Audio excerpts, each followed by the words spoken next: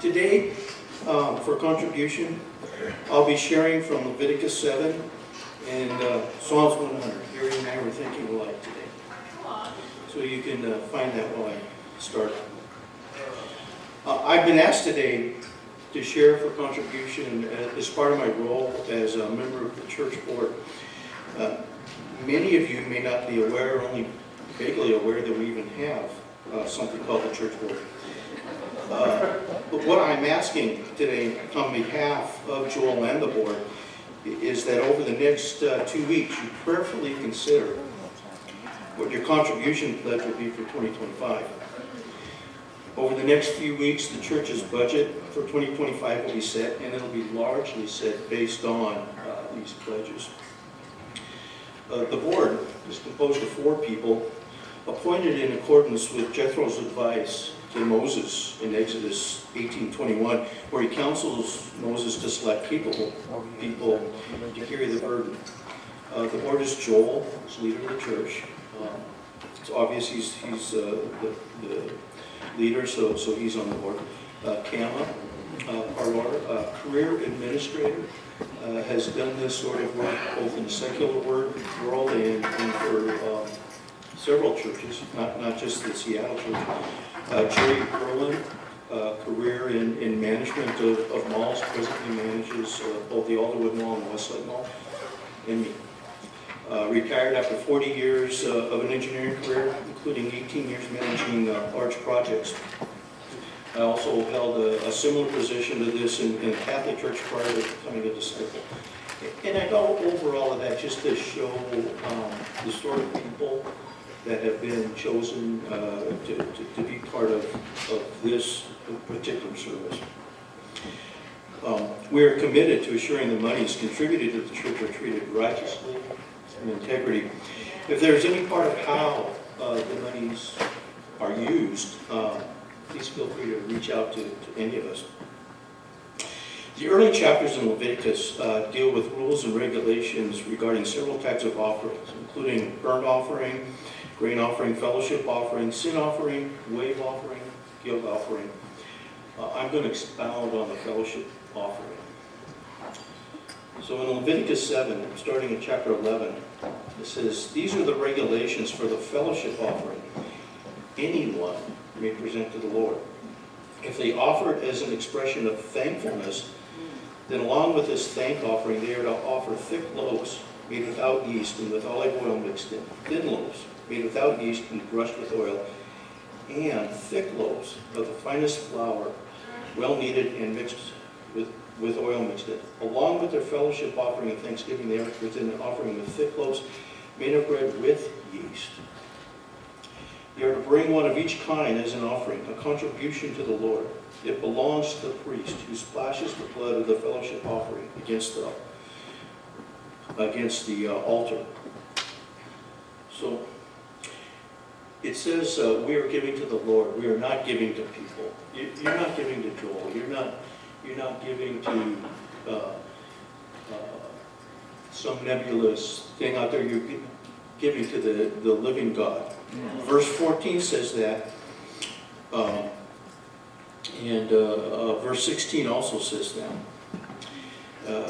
But it says in verse 14 that it belongs to the priest. So you know, our leader Joel is charged with that responsibility, and we're here to help. But whatever we give, we need to have the mindset that we are giving into God, and it is giving to God. Verse 12 says that this is an offering of thankfulness. Verse 16 further says that a fellowship offering can be to fulfill a vow or a free will offering. And all 3 of these aspects are vital to our consideration of our gift to God. I do want to jump over to Psalm 100, which was also shared in the welcome this morning. So, like I said, Harry and I were thinking alike. A psalm for giving grateful praise. "Shout for joy to the Lord, all the earth. Worship the Lord with gladness. Come before him with joyful songs. Know that the Lord is God. It is he who makes us, and we are his. We are his people, the sheep of his pasture. Enter his gates with thanksgiving, and his courts with praise. Give thanks to him and praise his name. For the Lord is good, and his love endures forever. His faithfulness continues through all generations. And I read that, and I was thinking on that, mainly because it shows that we are giving grateful praise with our gifts. I have so much to be grateful for. Just go to my personal life for a minute. I'm grateful that there are procedures, that have become routine to correct problems that I've had. I had a heart racing problem that was corrected surgically in 2018. I had prostate cancer, which was corrected in 2018. I had clogged arteries in 2023. Any of those, could have been life-ending a couple decades ago. I'm grateful that I grew up in a place that allowed me freedom to roam and explore, taught me responsibility at a young age. I'm grateful that I had scholarships that allowed me to go to college, an opportunity none of my siblings had. And then work developing some of the greatest machines humans have ever developed. I'm grateful for my wife, Lisa. She led me to Christ through prayer and patience, and the prayers of some of the people here. And I know many of you pray for her health every day, as I do. I've been a person who has tithed all my adult life, but it's only been in the last 5 years that I've given out of a heart of gratitude, which is what I'm asking you to do today. For decades, I gave out of a heart of obligation.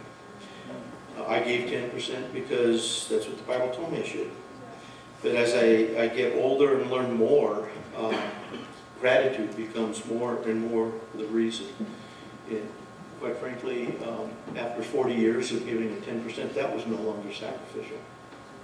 So, and I say that because we all need to look at what God has done for us recently and consider.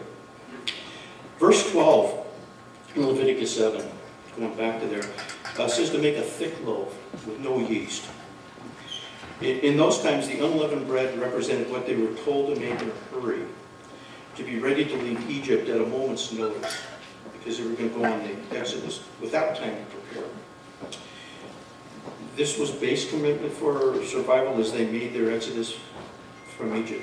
In the context of today's discussion, it represents base commitment you've already made for your contribution. But verse 13 says to make an additional offering that is thick loaves with yeast. This is the only one of the offerings described in Leviticus where yeast is used, at least as far as I saw it. Yeast works in the bread, makes it rise, makes it fluffy, works in the bread over time to make it the best it can be. I ask you to carefully and prayerfully prepare your hearts. Think of the ways God has blessed you this year. New job, promotion, increased salary, new circumstances. Prepare this loaf with prayer, with advice, with consideration for what God has done for you.